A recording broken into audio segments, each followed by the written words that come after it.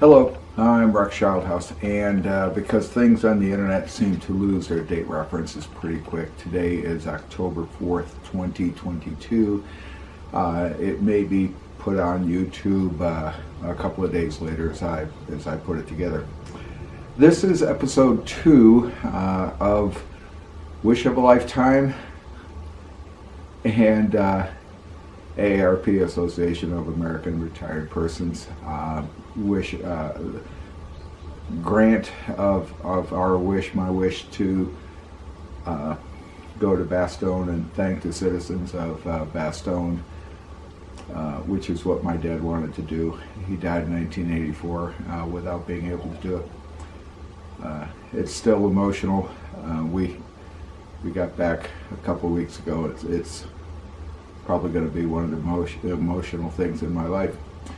So today, Tuesday, October 4th, this is episode 2 and of several, and this is going to be the episode that we talk about getting to Bastogne and from Bastogne, and not talking about so much about the places we visit. We'll go into those in detail.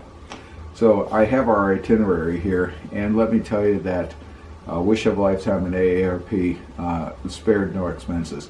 There was no in their plan. There was no use the airport shuttles, use the hotel shuttles, take the bus, the common bus, any of that in their planning. It was, we'll get you cars, we'll get you drivers, whatever else. It's a joke that I tell all the time. My father was 100% Dutch. My mother's 100% Scottish. I'm conservative. I'm not only cheap, I'm miserly. And I don't spend money without having good reason for it even. So when I have the option between a driver and a really nice car, we are not talking, we're talking driver services type things, or the shuttle bus, the hotel shuttle buses. I'm all for the hotel shuttle buses. Why spend money you don't have to spend? So I've got the itinerary here, and I'm going to tell you how we got to Bastogne, show you some of the photos, tell you some of the fun, interesting things. We left the house around 8:30. A neighbor took us down to the airport in his truck. Our flight is supposed to leave at 12:10, and we get down to the airport around 9:15. So we're there about 3 hours prior to the flight, and that's what San Diego Airport said for domestic flights because of everything that's going on. Get there 2 to 3 hours early. So we get to the airport around 9:15. We are at the gate by 9:45. Through check-in, through security, we were at the gate by 9:45. So we're at the gate 2.5 hours before takeoff, which is okay. I'd rather be 30 minutes early than 30 seconds late. So we get to the airport, we get checked in, we get to the gate 9:45-ish, and we sit there, and we're talking, we're doing whatever to keep us busy. And it's on a United Airlines flight. And as we come up about half an hour before boarding, and I don't remember what our boarding time was supposed to be, but about half an hour, about 45 minutes to an hour before boarding, they come up to the podium and they say, we have 100% load factor on this flight. Every seat's going to be full. We expect to have problems with the amount of overhead carry-on luggage. So if you want to pre-check, if you want to podium check a carry-on item, it's free. And we had 2 carry-on items, my CPAP machine, which is smaller than a briefcase, and in a very small suitcase, which had the stuff we needed to survive for a night in Newark. And I go up, I get rid of the suitcase, and the guy says, oh, thanks very much. And then they come up and they say, because of the 100% load factor, the issues with what we expect to be carry-on luggage, whatever else, we're going to start boarding half an hour early. Not a problem with me. We board. we all get on the airplane and we sit there. And we sit there. And we sit there. And I'm looking at our itinerary, and I'm looking at my smartphone, and it's a 737 Series 800 or 900, and it's spamming again. It is, we're just this way. And then they come up, and it's after takeoff time, they come up and say, we're on gate hold at Newark because of bad weather. Okay. So we sit there, and we sit there. And then they come up and they say, we're overloaded, and we need 5 passengers with luggage to volunteer to get off and take the next flight, and we will put you on the next flight with priority, and we'll give you $1,000 to take the next flight. $1,000 in flight credits. Quite honestly, if I hadn't had connections, whatever else, I would have taken it. They get their volunteers almost instantaneously. And they get off, the guys go into the hold, they pull the cargo, the luggage out, whatever else. And we sit there and we sit there and we sit there.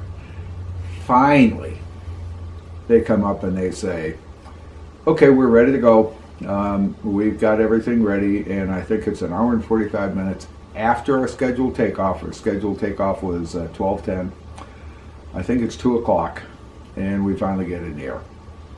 Well, we're supposed to be in Newark at 8:32. I think we landed in Newark at 10 o'clock local time. And then we had to wait like, spam a can. Absolutely nothing. Soft drinks on the way. Pretzels, which are gluten. I can't eat gluten. Wheat, rye, barley, whatever. So, but we're prepared for that. We've got my snacks on board. We had that. We had a small backpack with snacks primarily for me or for us. And we get in there into Newark right after 10 o'clock, which is like an hour and a half late. So they did pick up a little bit of time. Took us like 45 minutes to get our luggage. It was just like forever to get our luggage. And we finally get our luggage, and now we're supposed to call Regine and back in Denver, and she's going to arrange a car to get us to the hotel for the night. Well, we walk out because we want to find out where we're going to get this car, and we're asking the airport guys, and the airport guys are directing us out. We walk out of the terminal, and I think everybody in New Jersey smokes. I think even the 4-year-olds smoke. We're not used to it. We're just assaulted. But where we're sent to is like 10,000 people lined up, probably a 650 or more foot frontage area, and they're 15 people deep, kids running around, whatever else. It was, could hardly breathe the air, and noisy, and people are arguing, whatever else. And so we pick up the itinerary, and we call the hotel. We ask the hotel, hey, have you got a shuttle bus, that runs between the airport and you? Oh yeah, we got it. So they tell us how to get it. And I tell Joyce, forget the car. I'm not going to fight this mess. The shuttle bus, we talked to one of the airport guys. Yeah, it's easy. Just go over here, take this air train thing over to this other switch, whatever. Hey, great. We're going for the air train. I don't want to spend the money on the car. Well, I don't want to spend a wish of a lifetime's money on the car. We get over to where we pick up the airport shuttles.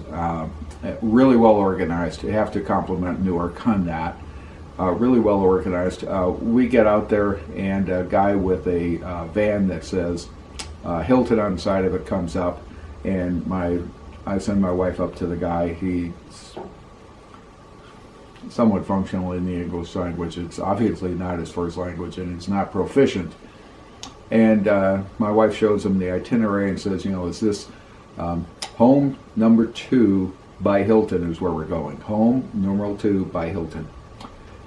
And he says, yep, if you're going to the Hilton, you're going with me. So we go get our luggage on the shuttle.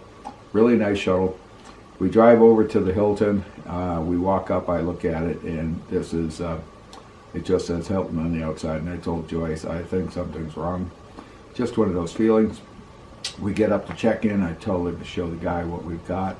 And he says, yeah, you're in the wrong place. And I'm going, great.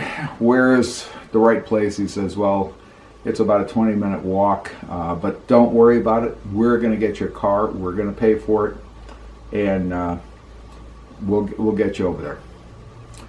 So really nice, and really, I mean, it's getting to be a long day. It's getting to be a tiring day because the flight to Newark is 5.5 hours, 5 hours and 22 minutes by my sheet. So we get, and I asked them, because they had a bar right there by their reception desk. I said, you know, is your restaurant still open? Because we're hungry.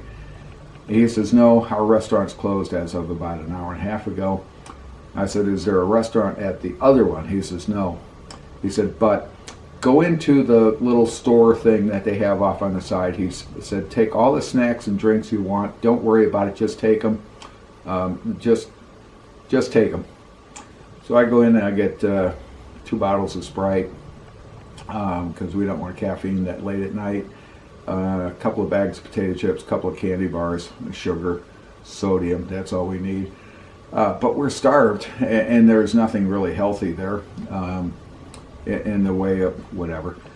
So the shuttle driver comes up. His name's Jason. He's got a small car. We've got 2 big suitcases, 1 small suitcase, a backpack and a CPAP machine. We wiggle everything into this car. We drive over to the right one. I'm watching his navigation system, and it is hilarious. We're going all over the place. And Jason, talking to Jason, he's from Venezuela, proficient in English. He is PBX installer during the day, and this is how he's making money. We get over to the correct hotel, Home 2 by Hilton. We get checked in, and their checkout time is the next day at 11 o'clock. I will tell you, it's a noisy hotel because people are coming in all night long, checking out all night long, and it was kind of noisy. Kept waking me up, woke up Joyce, whatever. So next morning we wake up for breakfast, a really nice breakfast, you know, one of those, you know, come down and eat whatever you want. They weren't real conversant on gluten-free. They really didn't know what it was. That's okay, I can kind of handle it. So I had a really nice breakfast, really big breakfast, bananas, apples, stuff like that, oranges. So our flight out of Newark to Dublin, takeoff is at 5:20 in the evening, and checkout time is at 11 o'clock. I asked the people, I said, you know, what about sticking around in the hotel till like 1:30, 2 o'clock? And they said, well, you have to pay for another day in the room. I said, what about in the lobby? They said, well, that's not a problem if you want to stay here. And I look around the lobby, and there's nothing there, so I forget it. Let's go to the airport. Because there's going to be no food here, right? And that was one of the things I asked him, you know, can we get food here after, you know, after the breakfast thing closes? Nope, no food after the breakfast thing closes, which closes at 9 o'clock. So we sit in we sit in our room till just before 11, checkout time, go down to the lobby, take the airport shuttle back to the airport.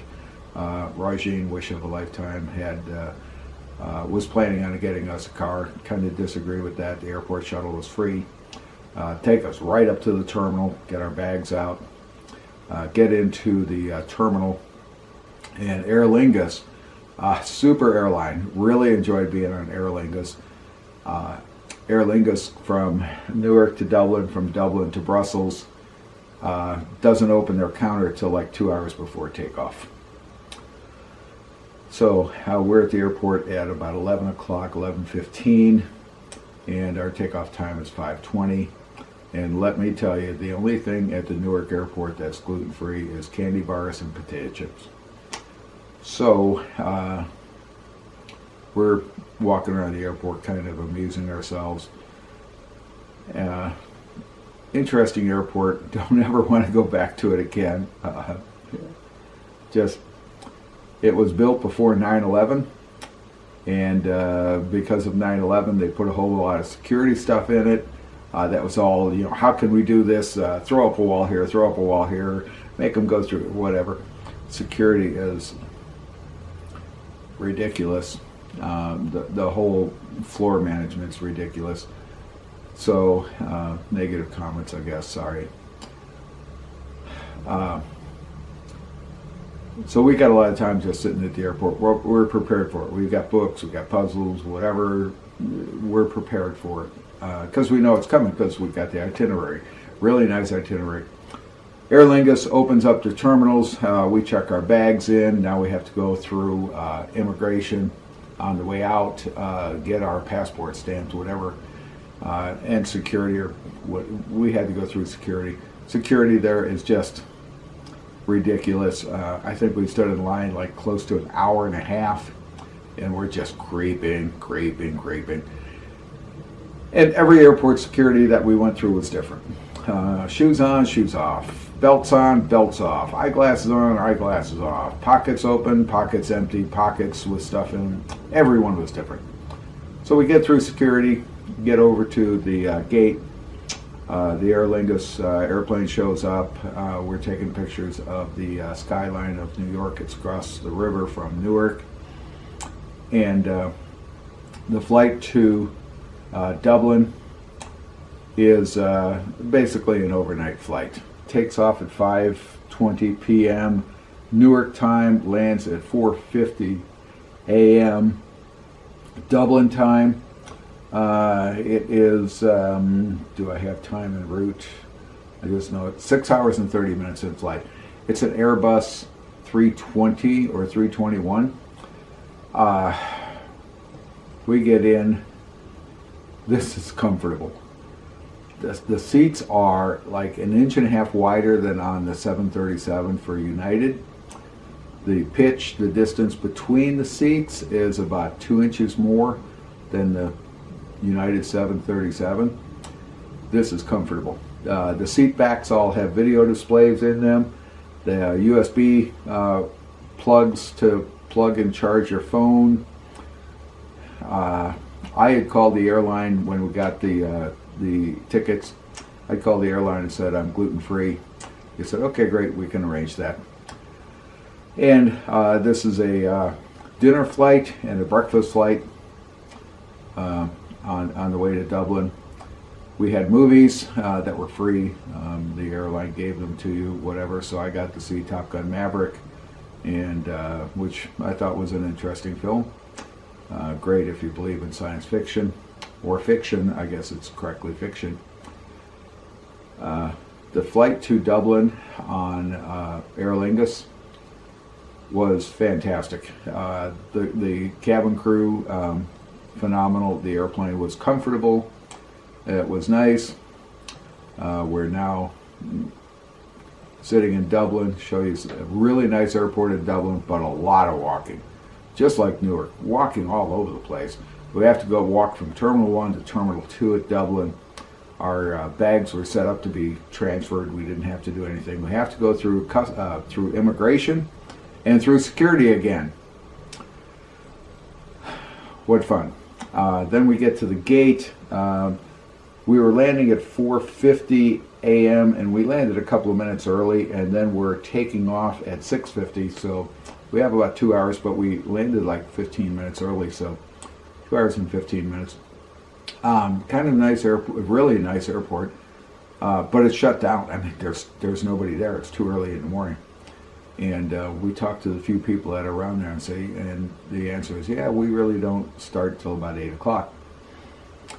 So we're on another Aer Lingus flight, kind of like United Express.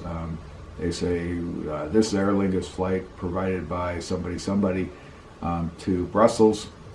Aer Lingus charges to have carry-on luggage.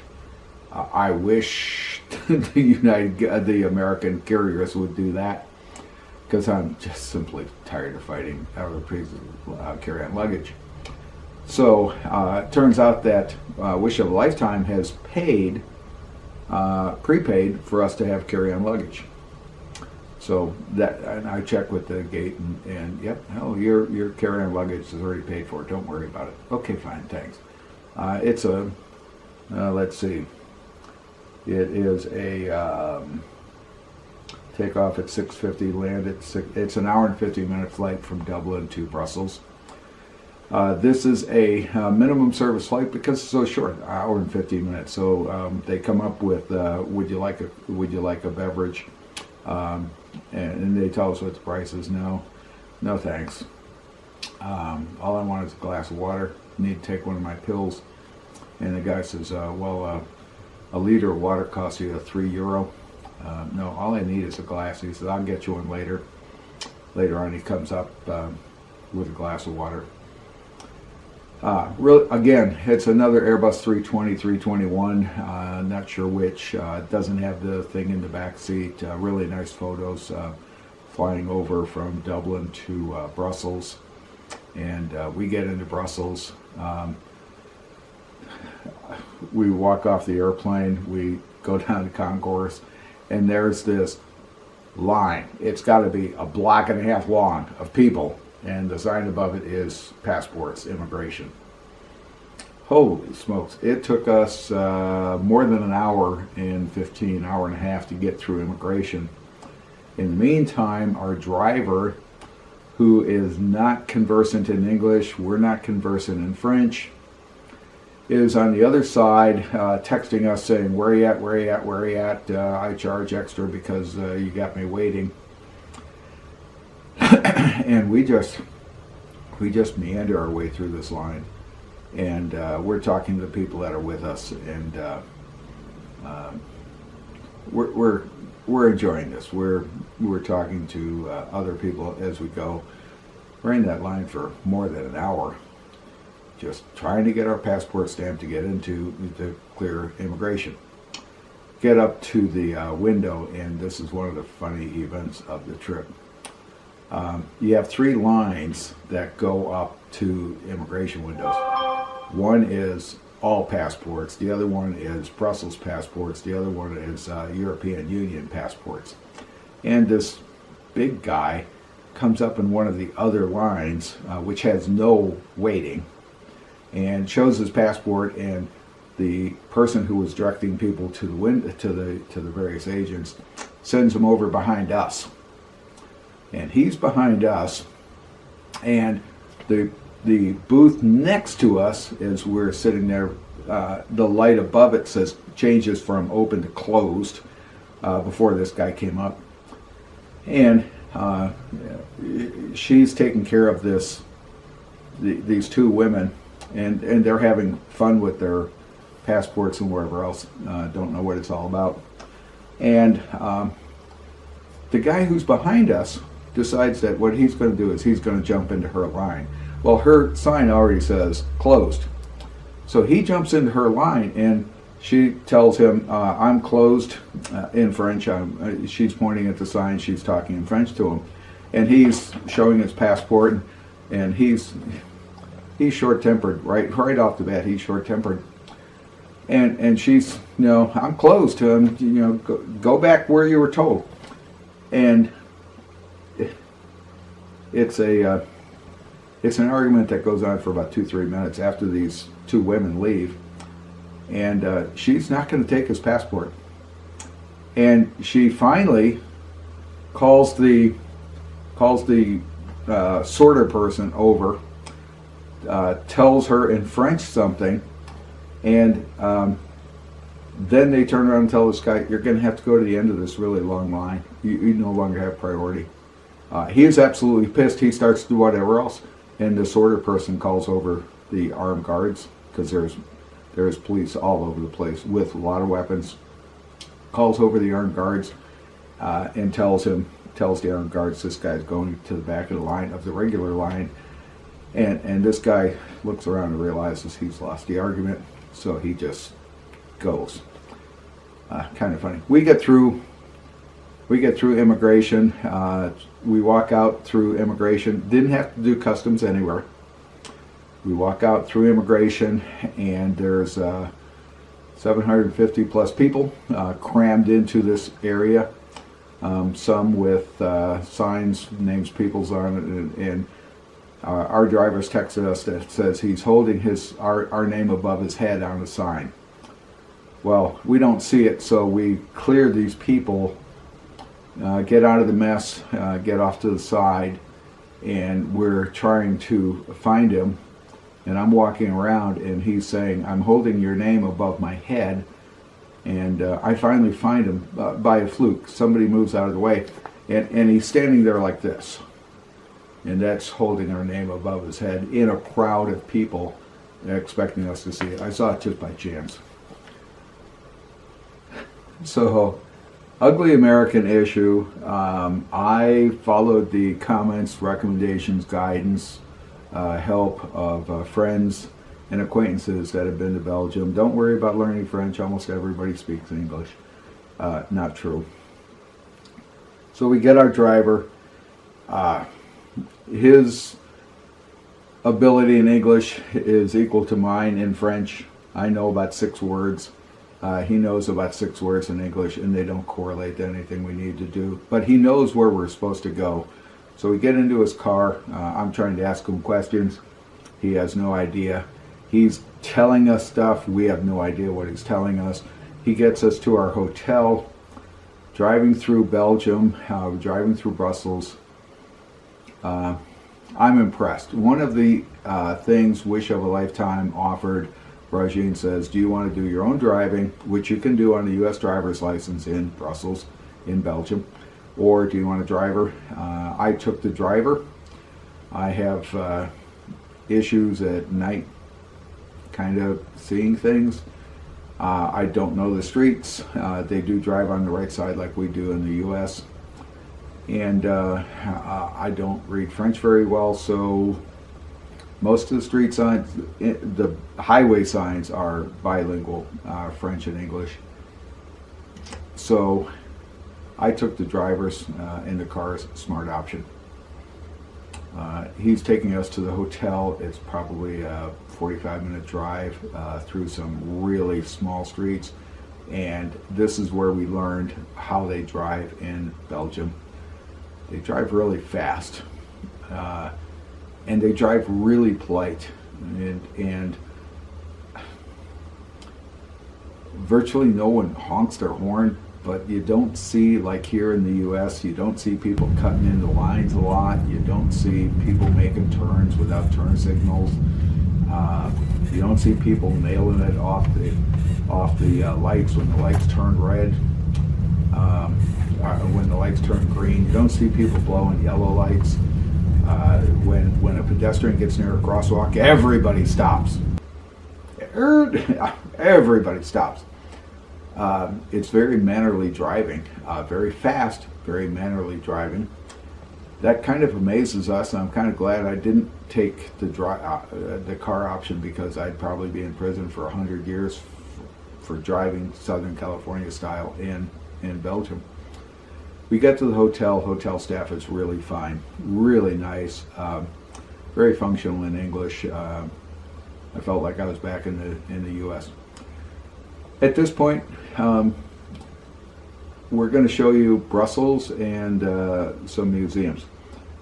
The next day, we're going from Brussels to Bastogne, Belgium, with a driver. And the driver picks us up at the hotel, takes our bags. Once again, not real fluent in English, and we're not real fluent in French, so not a whole lot of conversation. I'm trying to ask questions. We're up on the interstate, what would be the interstate highway here in the United States. It's in driving rain. We're doing 145 to 150 clicks, 90 miles an hour, give or take. In driving rain, 1 car length behind the guy in front of us. And it's, as far as you can see, everybody's in the right lane, and they're all 1 car length behind the guy in front of you, behind the guy in front of them. Very fast, very orderly. I wasn't concerned about having an accident, but I was a little uncomfortable with somebody else driving me that fast in those conditions. But everybody's doing it. I'm looking over on the other side of the expressway, and they're doing the same thing. and we are just rocketing. 90 miles an hour, 140, 150 kilometers per hour. We're just rocketing. And if you want to pass someone, you get in the left-hand lane, pass them, and you get in the right-hand lane immediately. And every time we change lanes, turn signals are on. Every single time. And everybody else is doing the same thing. And turn signals, change lanes, going both ways. It doesn't matter. It was a fun ride. The cars were all really nice, really clean. Drivers were very professional. It was a fun ride. We've got some photos, and I'm going to insert them as we go here, so you'll see some of them. So we're now in Bastogne. So at the end of our Bastogne visit, we'll show you the stuff we visited in Bastogne in detail. We are headed back to Brussels. So we're in Brussels the day before our flight leaves from Brussels, back through Dublin, Newark, San Diego. And driver is supposed to pick us up. We're trying to work with Rajin. Remember, we're working on a 9-hour time difference, 8-hour time difference from Brussels, from Belgium to Colorado, where Rajin is.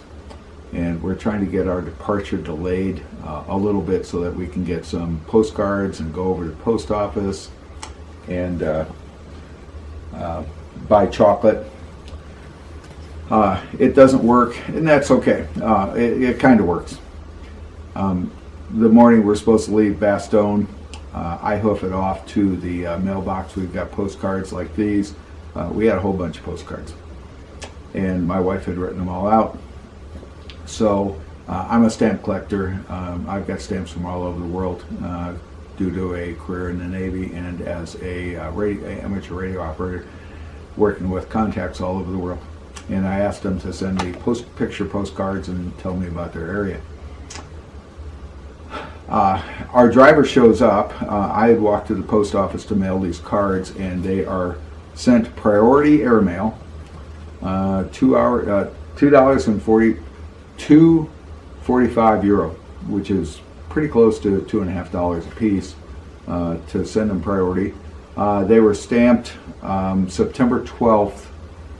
We received them September 28th, and they were priority airmail from Belgium. So just kind of go. So I made it over to the post office, got all the postcards sent to the next door neighbors, our friends and whatever else. Some of them actually have stamps. This one has a postal strip on it. Sent one off to Rajin. We have a photo of that, which is kind of cool. We're having fun. The driver picks us up, and this guy is from Togo, Africa, and we're in a Prius, a hatchback, and takes all the luggage. I'm actually impressed. Very very proficient in English, and he's explained the rules, Belgium driving rules, on our way back, because I'm asking him questions since he is very proficient in English, and I ask him, among other things, how many languages do you speak? And he says, I'm fluent in 5.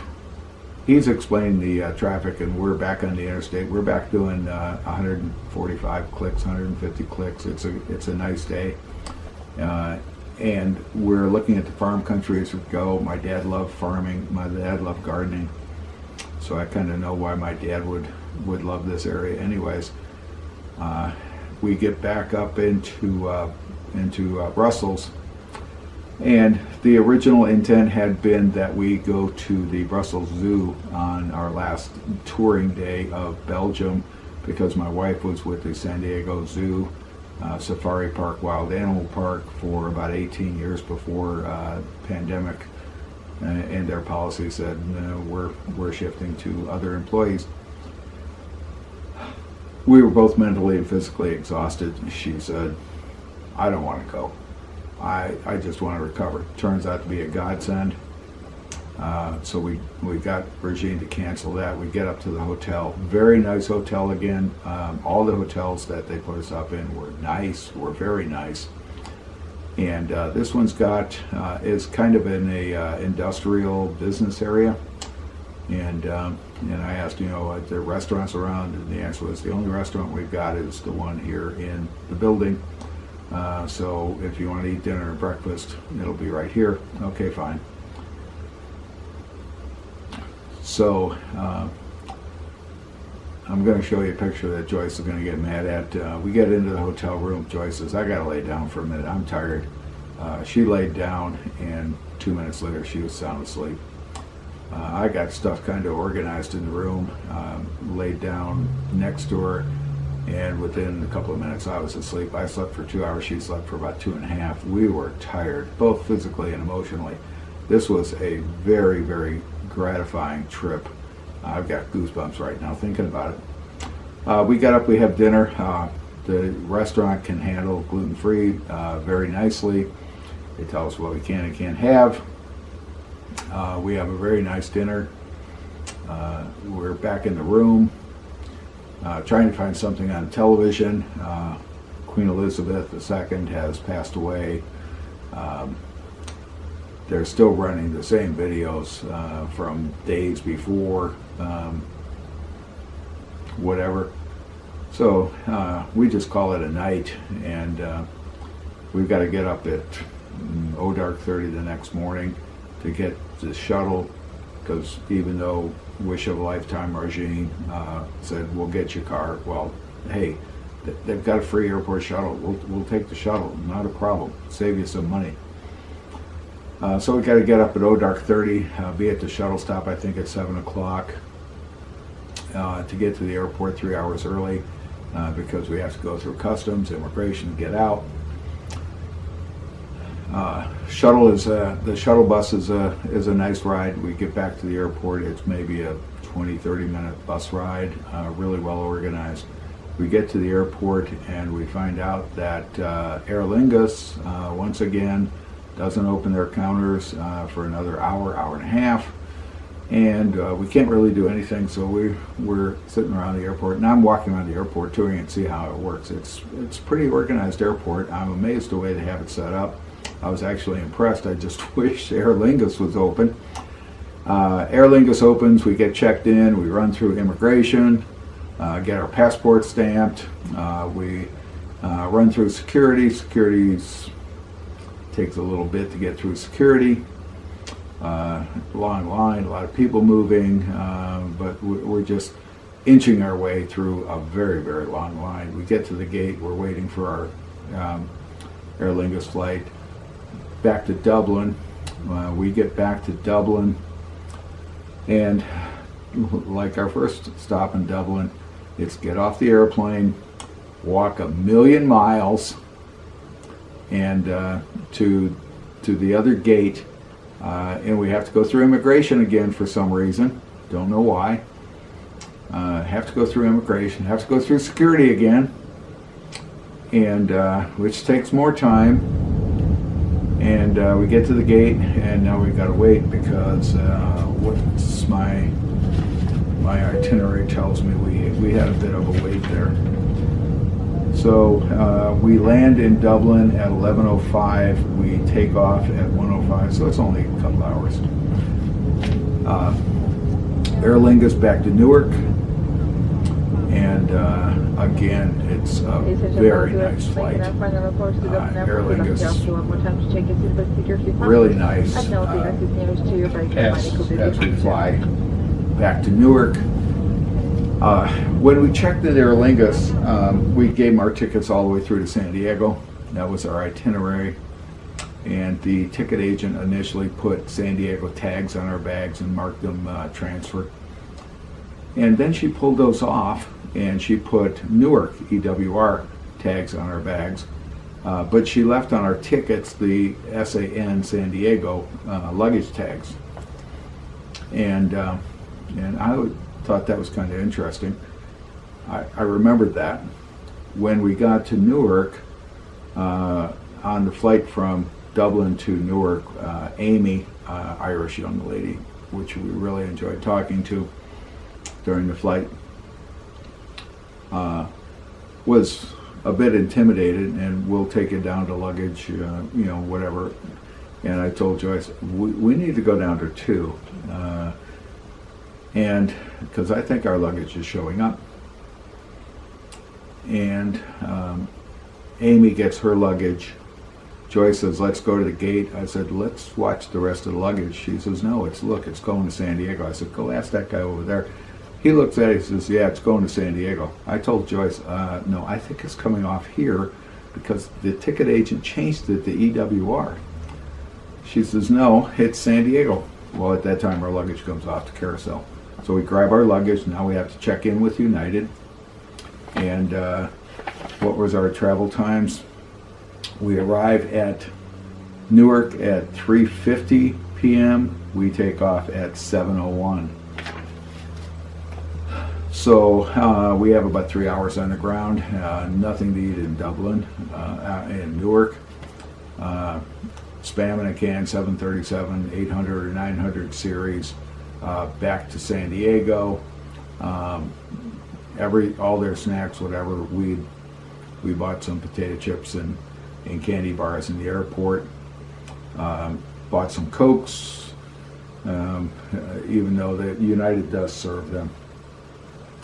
So we get into San Diego, long flight, and we get our luggage. We call Rajin back in Denver, and Rajin sets up the Uber or Lyft car, and Steve, remember the driver's name, Steve comes up, picks us up in his Mercedes-Benz, which we'd driven in several Mercedes-Benzes in Belgium, and he looks like Jerry Van Dyke, Dick Van Dyke's brother, dead ringer, and he laughs when I asked him, are you Dick Van Dyke's brother, Jerry? And he laughs. He says, no, one other person always asks me that question.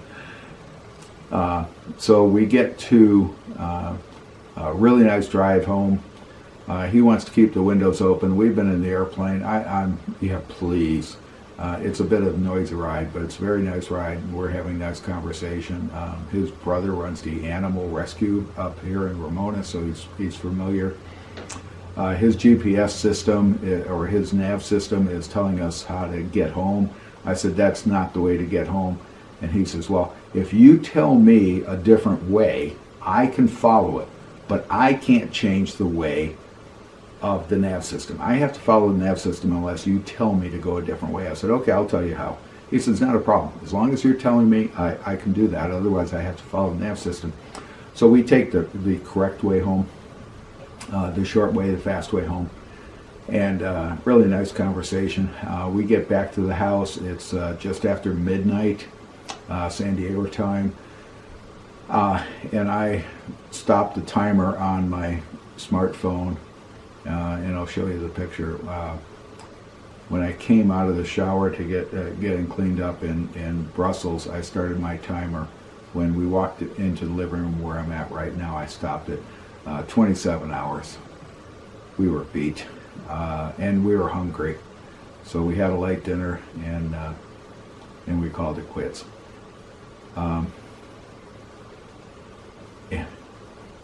And I have to say, thank you to Wish of a Lifetime, AARP, Rajin. We put Rajin through hell with our getting lost, getting stuck, whatever else. She did a lot of really good planning for this itinerary. And I, as I addressed earlier, I think it was 3 wishes. I got to go back and satisfy my dad's wish of thanking the people of Bastogne for what they did to the Allies, to the 101st Airborne during the Battle of the Bulge. That was my dad's wish. Then my wish was to complete my dad's wish, so I went back and thanked numerous people and discussed it with numerous people and thanked them, and most of them understood. And then I got to date my wife again. And between those 3, this was probably one of the 5 most emotional things I've ever done in my life. And I've done a lot. 1 wife, 3 daughters, and a whole slew of countries, Navy career, whatever else. Not boasting, but I've done a lot. Got a lot of books published as a college textbook author, and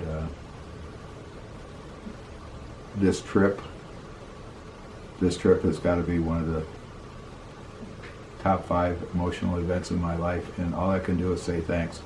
So the next couple of videos are going to be specific to places we visited, like, and I'm going to probably screw up the title, the Royal Museum of Army and Military in Brussels, the Bastogne War Museum, the 101st Airborne Museum, the battlefield, Bastogne Barracks, and those are really good, but I want those off to be each one of their own. So thank you for watching, and there'll be more videos coming. Thanks.